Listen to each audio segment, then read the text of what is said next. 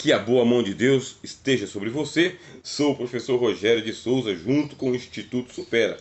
Terceiro vídeo da nossa disciplina de evangelismo. Cristo é, tá bem, o que abriu para nós a seara. Chamou seus discípulos e disse: levantai os vossos olhos e vede, os campos já estão brancos para a ceifa. Há trabalho pronto para ti, cristão. Assim que o Senhor Jesus ele concluiu o seu ministério terreno, a Palestina estava evangelizada. Jesus ele fazia a evangelização dele de casa em casa, fazia a evangelização dele no deserto, à beira do mar da Galileia. Ele foi reconhecido como sendo o profeta de Nazaré. A igreja recebeu o primeiro nome como sendo a seita dos nazarenos, quer dizer, os primeiros discípulos do Senhor Jesus eram da Galileia. Jesus ele é o nazareno.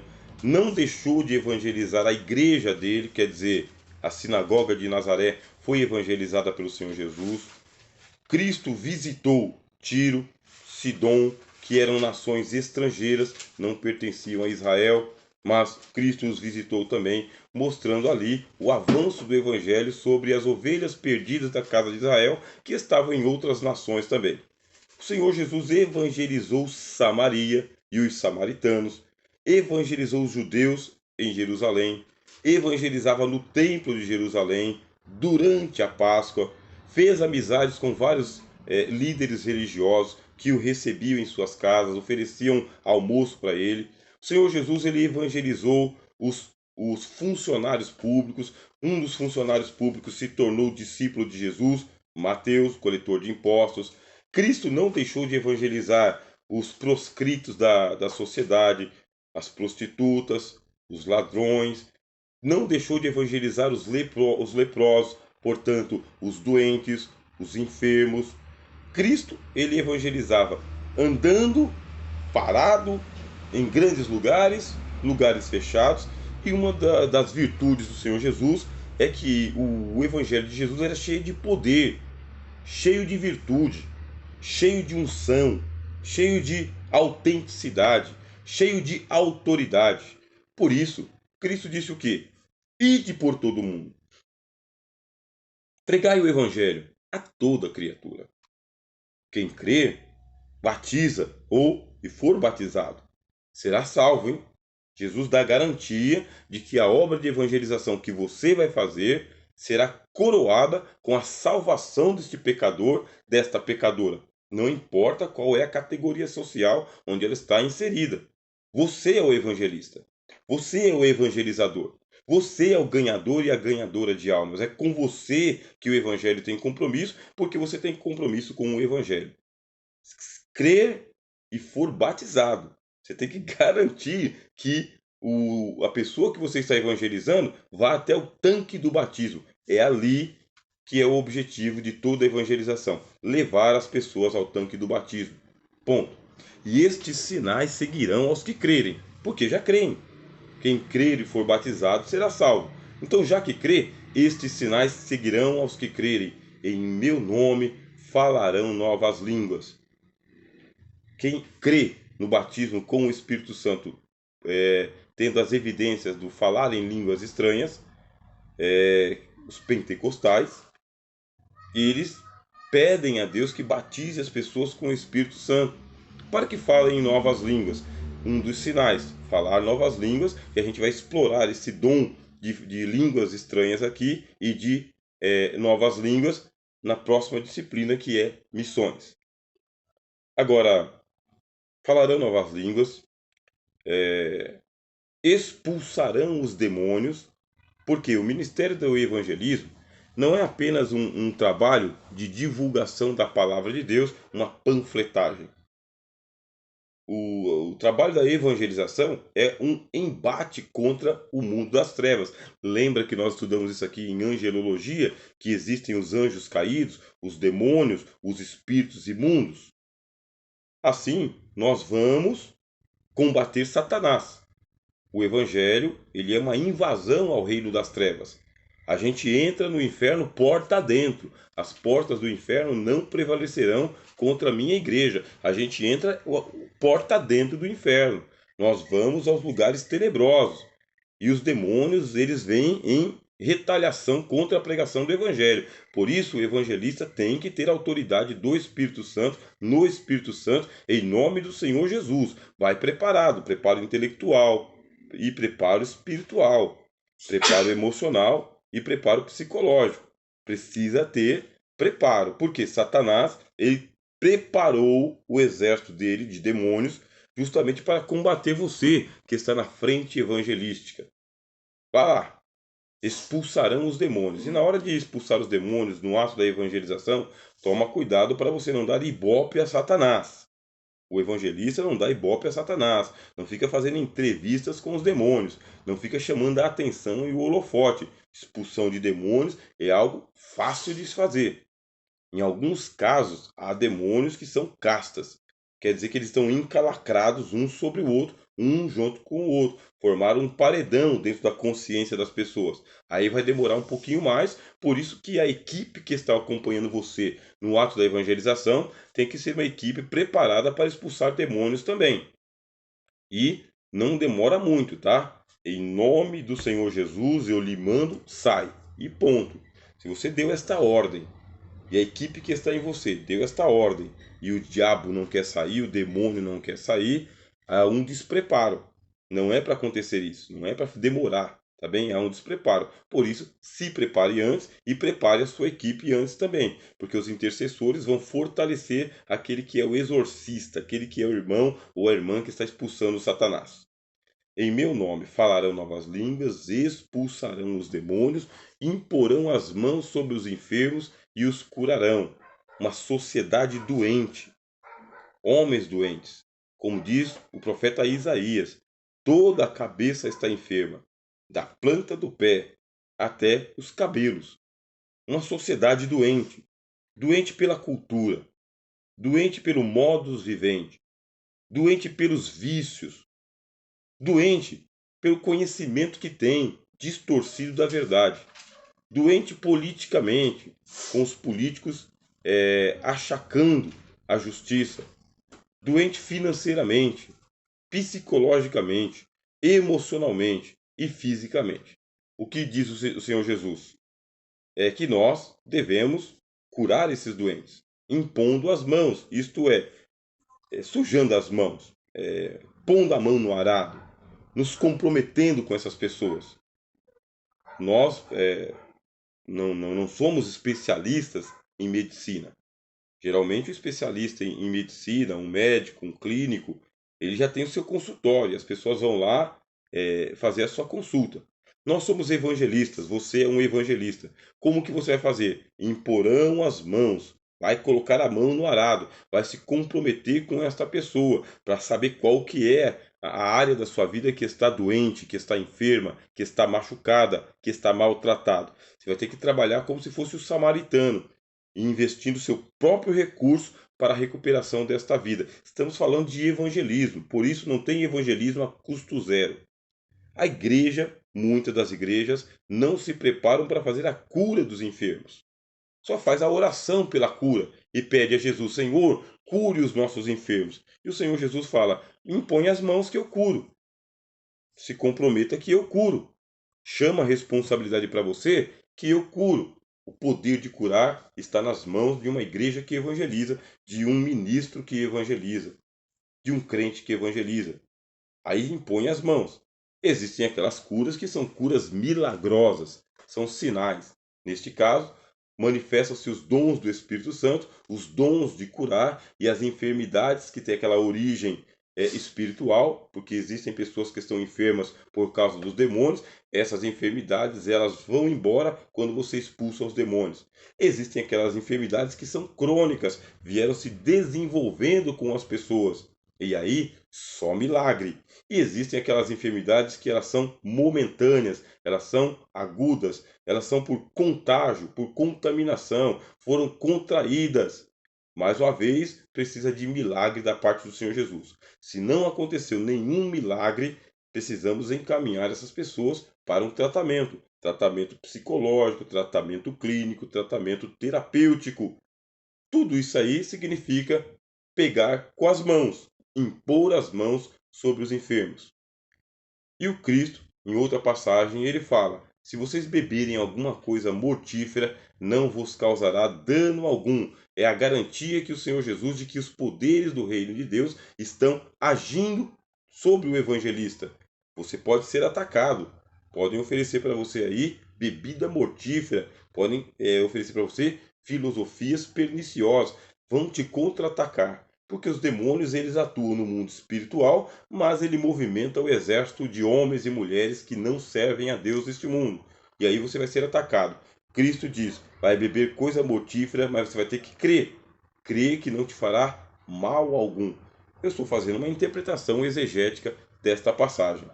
Os apóstolos do Senhor Jesus tiveram que experimentar a evangelização pessoalmente. E por quê? Porque a obra continua. Foi assim que eles se prepararam depois do Pentecostes, né? Durante os 10 dias em que o Senhor Jesus foi aos céus, e eles se prepararam em oração. A evangelização é ato contínuo.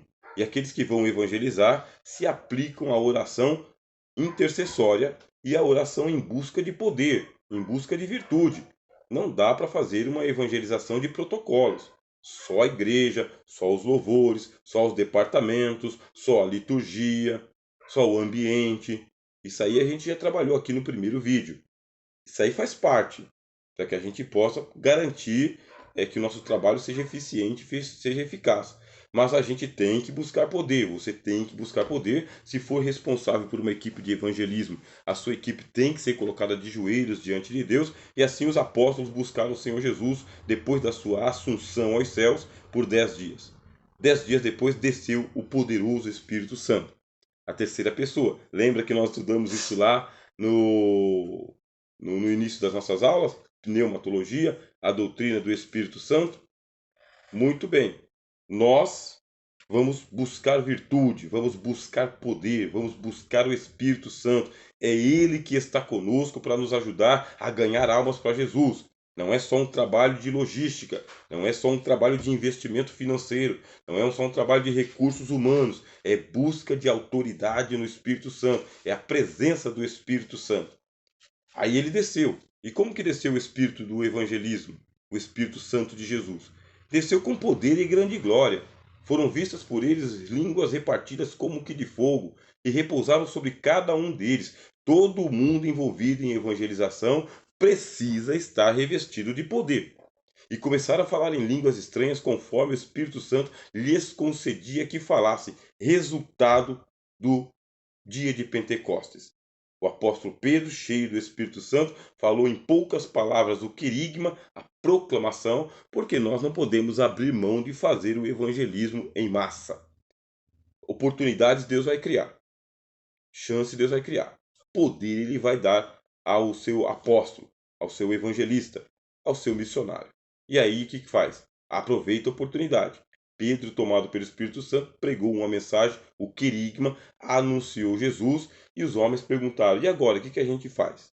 Bom, agora cada um de vós seja batizado em nome do Senhor Jesus para perdão dos seus pecados, e recebereis o dom do Espírito Santo que ele prometeu. Aqueles que creram foram batizados, e somou-se 3.000 almas à igreja do Senhor Jesus. Evangelismo em massa. Tem que acreditar na eficiência do evangelho, tem que acreditar na eficácia da pregação, e tem que acreditar na presença do Espírito Santo e na ação do Espírito Santo. Ainda é possível se ganhar almas para Jesus aos montes. Ainda dá para fazer cruzadas evangelísticas, ainda dá para fazer congressos de evangelização, ainda dá para organizar o espaço para que as mesmas pessoas que vão para o estádio de futebol torcer por seu time venham também para a casa de Deus. Mas tem que ter um apóstolo para isso, tem que ter um evangelista para isso, tem que ter um homem ou uma mulher de Deus que está sendo alcançado pelo Espírito Santo. E olha só você aqui junto conosco no Instituto Supera recebendo esta orientação. Quem sabe não é você. Poucos homens na história da igreja acreditaram nesta mensagem. Você vai pegar um homem como John Wesley, que eu disse, acreditou e evangelizou a Inglaterra. George Whitefield acreditou e evangelizou não só a Inglaterra, como a América também. Você vai pegar homens como David Livingstone, vai pegar homens como John Peyton, Adoniran Judson, William Carey. Você vai pegar alguns homens que a gente tem aqui de memória que acreditaram nesta mensagem de evangelizar nações inteiras, inclusive aquelas que estavam debaixo, atrás das cortinas de ferro. Quer dizer, se o evangelho foi poderoso para fazer a evangelização da Inglaterra, da Índia, da Europa, dos países islâmicos, do Brasil, como que o evangelho não vai ser poderoso para evangelizar aí o bairro onde você mora, a igreja aonde você está alocado? É poderoso. Nós não podemos desperdiçar o poder de Deus. Por isso, vamos concentrar, vamos pensar. Os apóstolos passaram a fazer a evangelização, a igreja de Jerusalém ficou uma igreja robusta, tornou-se ali um colégio apostólico, frequentavam as orações no templo de Jerusalém, envolviam a comunidade local em oração, em consagração, padeciam perseguições, mas não pararam de evangelizar. Até que veio a fúria de Saulo de Tarso, e a fúria de Saulo de Tarso colocou a igreja de Jerusalém em dispersão. E o que os evangelistas fizeram? Tinha um homem chamado Filipe, que foi consagrado como diácono para a igreja de Jerusalém, mas ele tinha uma família. E o Filipe foi separado para ser evangelista. E evangelizou, sim. Filipe evangelizou o eunuco, foi evangelizado em Cesareia e tornou-se conhecido não somente ele, com a família dele, como uma família de evangelistas e profetas. O evangelho chegou até Antioquia. Isso enquanto as pessoas estavam sendo dispersas, estavam andando, estavam avançando. A primeira geração, que é a geração dos apóstolos, é uma geração em que todos os cristãos eram evangelistas. Aconteceu no século XX, na cidade de Lausanne, o chamado Congresso de Lausanne. Esse Congresso de Lausanne ele contou com a presença de mais de 150 delegações de denominações evangélicas do mundo inteiro. Essas 150 delegações de denominações mais diferentes foram para o Congresso de Lausanne, e ali o tema do congresso era justamente a evangelização do mundo, a causa da evangelização que estava andando muito lentamente, muito vagarosamente. Isso por quê? Porque cada denominação, cada ministério, cada igreja, cada congregação faz o seu próprio trabalho. Nós não temos algo coordenado para poder fazer assim uma evangelização em escala mundial. No Congresso de Lausanne saiu um manifesto. E no manifesto eles fizeram a confissão da negligência da igreja, a confissão da negligência da igreja diante do imperativo: ide por todo o mundo. A obra foi dada como parada, muito lentamente, muito envolvimento com as coisas mundanas, muito eclesiocentrismo, muita centralização na igreja e pouca evangelização. Uma das partes do texto do Manifesto de Lausanne é justamente de que nós devemos pregar o evangelho todo ao mundo todo, envolvendo toda a igreja. É todo mundo trabalhando. É difícil a gente falar de evangelismo sendo que a igreja não evangeliza, sendo que o ministério não evangeliza, os membros também não evangelizam. Tem que acontecer fechar as portas para o balanço. Aí você fecha as portas para o balanço e para envolver todo mundo, envolver todos os departamentos, envolver toda a membresia, envolver todo o ministério, fazer como eles fizeram no Congresso de Lausanne. Cada denominação saiu dali comprometido com o Pacto de Lausanne para poder fazer a evangelização. Realmente Deus recebeu esse serviço deles e a América Latina passou a receber maior atenção. Falavam inclusive do continente abandonado. Continente abandonado nos tempos das missões cristãs, ficou focado na Índia, ficou focado na China, mas o próprio continente americano foi tido como continente abandonado para a evangelização evangélica ou protestante. O catolicismo tinha tomado conta. Esse é um exemplo que nós podemos oferecer para vocês aqui.